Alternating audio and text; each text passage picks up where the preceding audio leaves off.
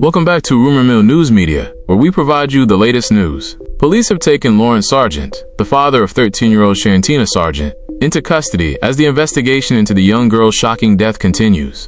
Sargent, who had been named a person of interest, was apprehended on Friday in Old Harbor, St. Catherine, after police appealed for him to turn himself in earlier in the week. The head of the Manchester Police, Superintendent Kerry Duncan, confirmed the arrest, a major development in the case that began after Shantina's partially burnt body was tragically discovered inside a refrigerator behind her home in Manchester.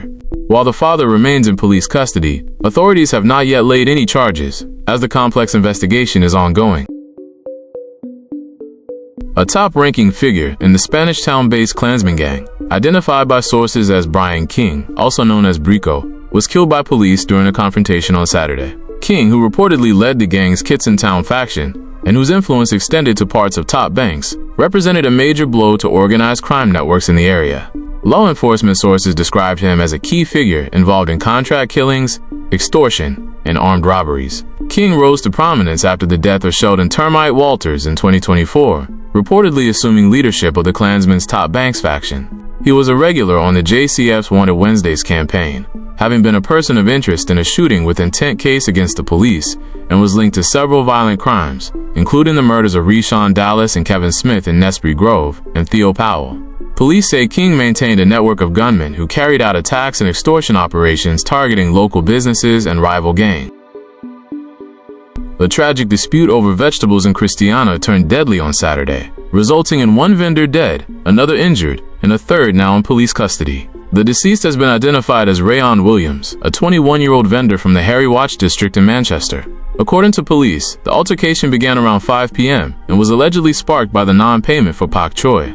During the fight, one vendor, who reportedly suffered a head injury, allegedly used a knife to stab two others, including Williams. Both injured vendors were rushed to Percy Junior Hospital, where Williams sadly succumbed to his wounds. The third vendor, after receiving medical treatment for his head injury, was subsequently taken into custody as investigations continue into the fatal fight. The St. Thomas police have achieved a significant breakthrough, seizing 2 firearms, including an assault rifle, and 30 assorted rounds of ammunition in 2 separate incidents across the parish on Friday and Saturday. The first discovery occurred on Friday on Sapphire Avenue, License, where at about 9:25 a.m., lawmen searched the premises occupied by a 78-year-old man and found a magazine containing 16 9mm rounds of ammunition hidden inside a printer. The elderly man was taken into custody, though his identity is being withheld. The second incident took place on Saturday at 10:30 p.m. on the Stanton Main Road in Morant Bay, where police stopped a Honda CR-V.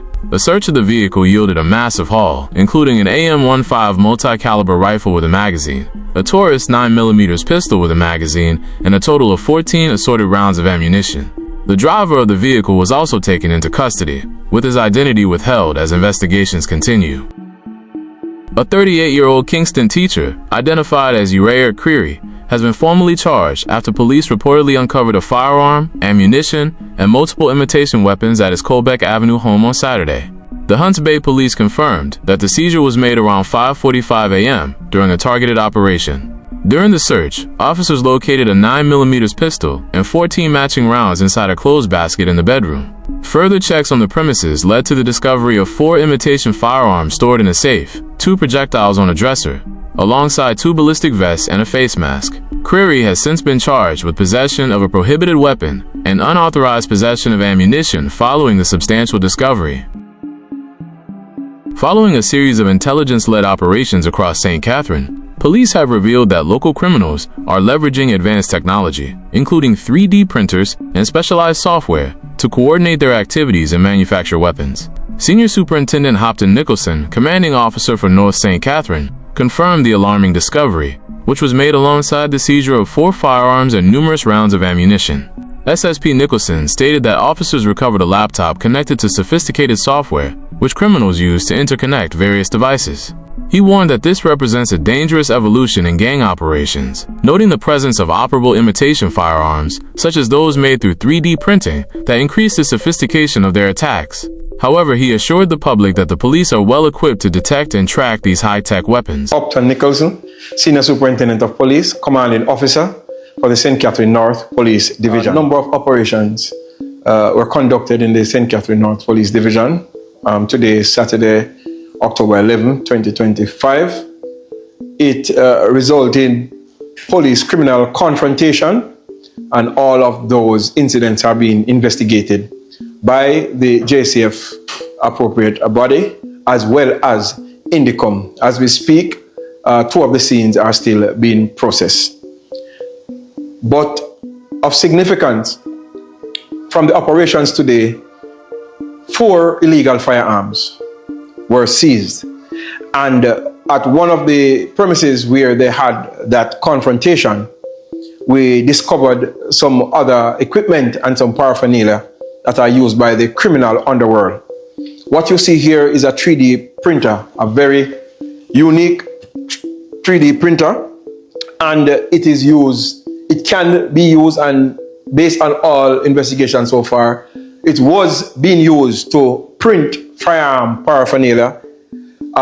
These are the filaments that were being used. This is one of the things that were used. It is used to place on this mount. This is a thermal mount. It also has night vision capabilities. This is also another thermal mount, and this is one of the items that was printed from this printer to put on it. It is also capable of printing suppressors. Most people know it as silencers that can be placed on firearms, and they are capable. It also can be used to print ghost guns, plastic firearms that can be used, that are operable as well. Maybe not as durable, but they are also operable. We looked at one of the laptops that was seized at the premises. This premises is where 2 firearms were recovered. And on this laptop, we saw schematics and software that are used to connect to the 3D printer that can be used to print firearm paraphernalia. And we see where the person who had this laptop has the necessary skills and expertise to use the softwares that are on it to develop and to print things that can be used using all the things that you see here. The JCF has the capabilities to identify these equipment and the misuse of them or the illegal use of them, and we will be conducting our operations with the necessary expertise to identify them and to ensure that persons do not use this to conduct illegal activities. Well, as knowledge increases, things can be used for good or for bad. Some of the items here, we have to check, because in a normal printer you will find a 3D printer. However, it is not supposed to be used, because the Firearms Act, or the new Firearms Act, any part of a firearm, you can be arrested and you can be charged for it, even if it is a plastic, it is an imitation firearm. And this can print firearms that are plastic, but they are operable, maybe not as durable, but they are also operable. And we are saying to members of the general public, do not use such equipment to do these things.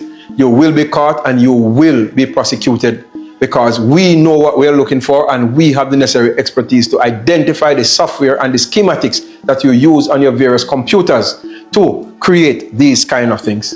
Another man reportedly connected to the recent mass murder in Commodore, St. Catherine, has been killed in a confrontation with the police on Saturday.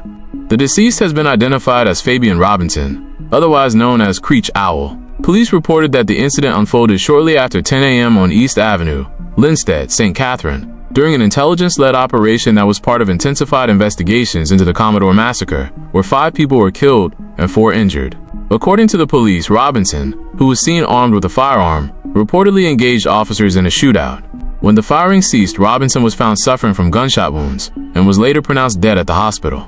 A firearm and ammunition were also seized at the scene, bringing the total number of people killed in police confrontations related to the Commodore massacre to 3. Thank you again for tuning in to Rumor Mill News Media. Remember to like, share, and subscribe so you don't miss any of our future updates.